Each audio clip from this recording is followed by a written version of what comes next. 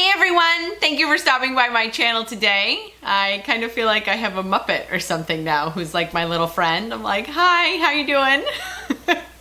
Hey everyone, I got my hands on the new Artis Oval number 7 brush and I wanted to know what all the fuss was about. Everybody started talking about it. It looks freaking weird. So I finally decided to get one and give it a go. And I'd like to discuss with you guys what my thoughts were and whether or not I thought it was a valuable investment. So if you want to find out my thoughts on the Artis Oval, this one happens to be number 7, brush, then let's get started. Yes, it's true. We are going to spend a portion of our very precious lives talking about a single brush. I think for a good portion of this video, I'm just going to keep petting it because it really is soft. So it is a little bit pricey. For example, this particular brush was $60 and I will link the website of where I purchased this brush down below. You can get it from a handful of places.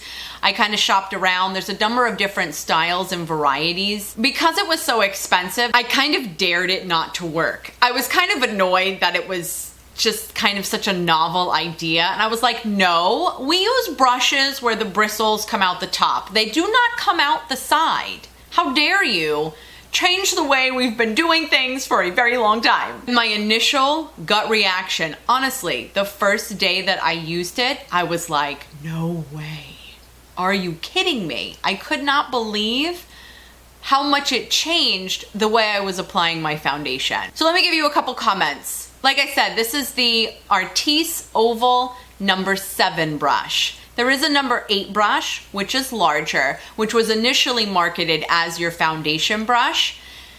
They've kind of somewhat recently, I believe, come out with this size number 7, which they say you can use for foundation, but then you can also use for spot work like contouring or bronzer or whatever. I actually 100% prefer to use this as a foundation brush because we have smaller areas on our face. For example, when you're coming around over here or you're going between your eyebrows, I like the brush not to be going into my hair or on top of my eyebrows. And I feel like the number 8 brush, it even goes up to like number 10. The bigger the number, the bigger the brush head.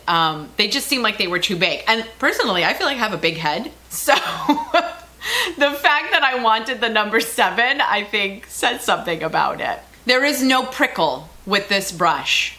Absolutely no prickle. It feels like velvet. It is just so soft. I don't know how they created a brush that was so soft. It's also very dense. The bristles are very, very close together. And I don't know if it has something to do with the design of the brush head, but they are very close together. So you get very even placement of your foundation. It does not streak. It did not even streak for me for the Makeup Forever foundation that I indicated in a previous video, which I will link down below, had given me some issue and trouble. One of the benefits of the bristles being so close together is that it doesn't allow the foundation to necessarily absorb to the root of the individual bristles, which means more of it goes on your face, which means you wind up using less product.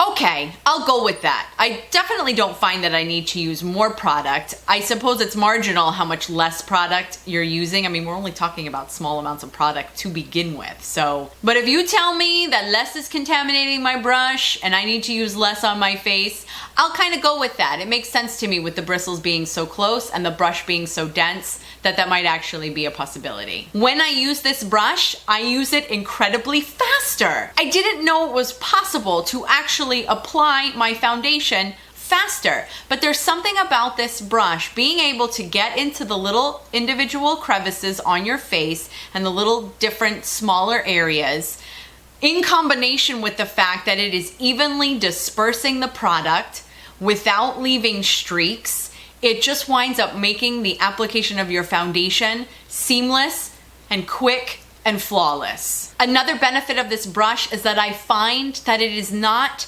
as if I'm trying to buff the foundation into my pores the way you would use a buffing brush or a flat top kabuki brush. Whereas I feel like the Artis brush is actually just evenly spreading it out over your skin.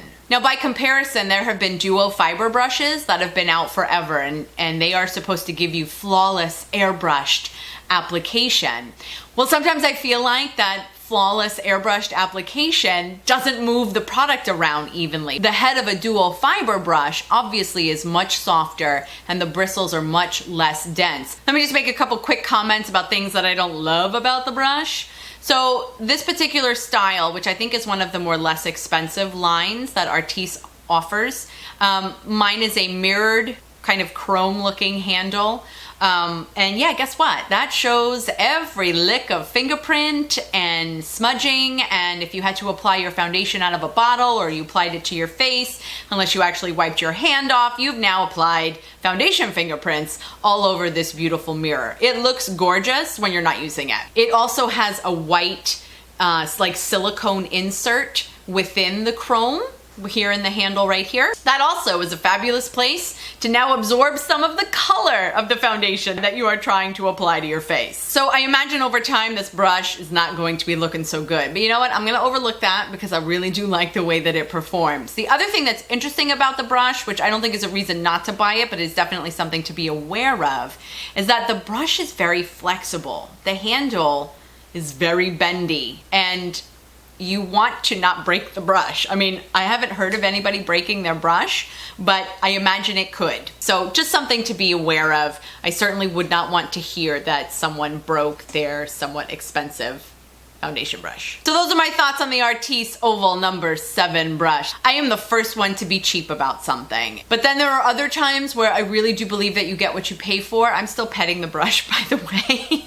You really do get what you pay for, and I think this is one of those instances that if you can factor it into your budget, I think this is a really good investment. Thank you so much for spending this time with me. What are your thoughts on the Artis brushes if you happen to have one already? Please leave me a comment in the comment section down below. If you're already one of my subscribers, then welcome back and thank you for visiting again. And if you haven't already subscribed, please don't forget to hit the subscribe button before you move on from me and on to another video. Thank you so much for spending this time with me. I look forward to seeing you in my next video, and in the meantime, thanks. Kind of silicone portion amongst the, I cannot speak. Hey everyone, I got my hands on the new, no, and they're much, maybe